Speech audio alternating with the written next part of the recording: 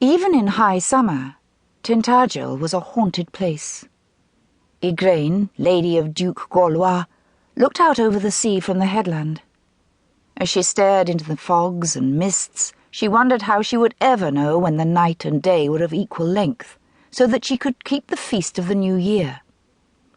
This year the spring storms had been unusually violent. Night and day the crash of the sea had resounded over the castle, until no man or woman within could sleep, and even the hounds whimpered mournfully. Tintagel. There were still those who believed the castle had been raised on the crags at the far end of the long causeway into the sea by the magic of the ancient folk of Ys. Duke Gorlois laughed at this, and said if he had any of their magic, he would have used it to keep the sea from encroaching year by year upon the shoreline.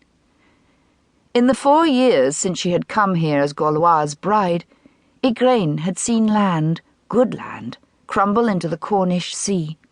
Long arms of black rock, sharp and craggy, extended into the ocean from the coast.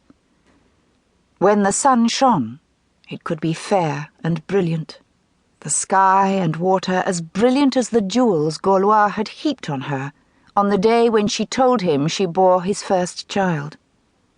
But Igraine had never liked wearing them. The jewel which hung now at her throat had been given her in Avalon, a moonstone which sometimes reflected the blue brilliance of sky and sea. But in the fog today, even the jewel looked shadowed. In the fog, sounds carried a long way. It seemed to Igraine, as she stood looking from the causeway back toward the mainland, that she could hear footfalls of horses and mules, and the sound of voices. Human voices, here in isolated Tintagel, where nothing lived but goats and sheep, and the herdsmen and their dogs, and the ladies of the castle with a few serving women, and a few old men to guard them.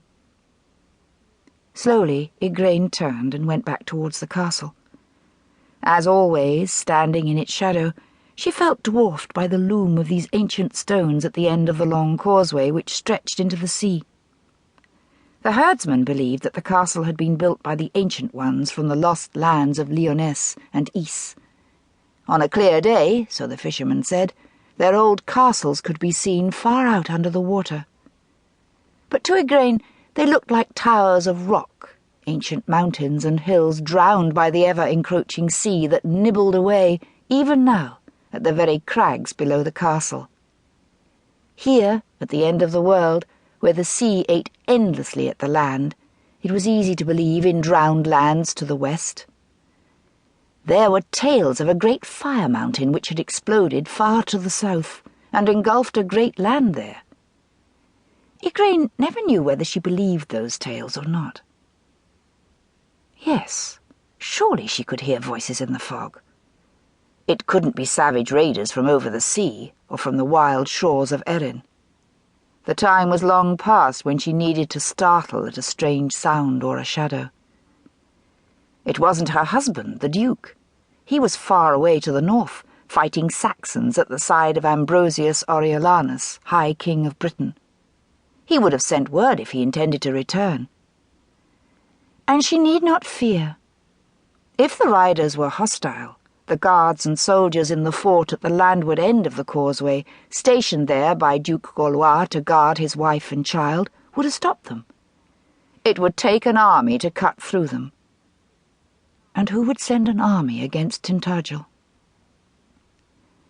There was a time, Igraine remembered without bitterness, moving slowly into the castle yard, when she would have known who rode toward her castle. The thought held little sadness now.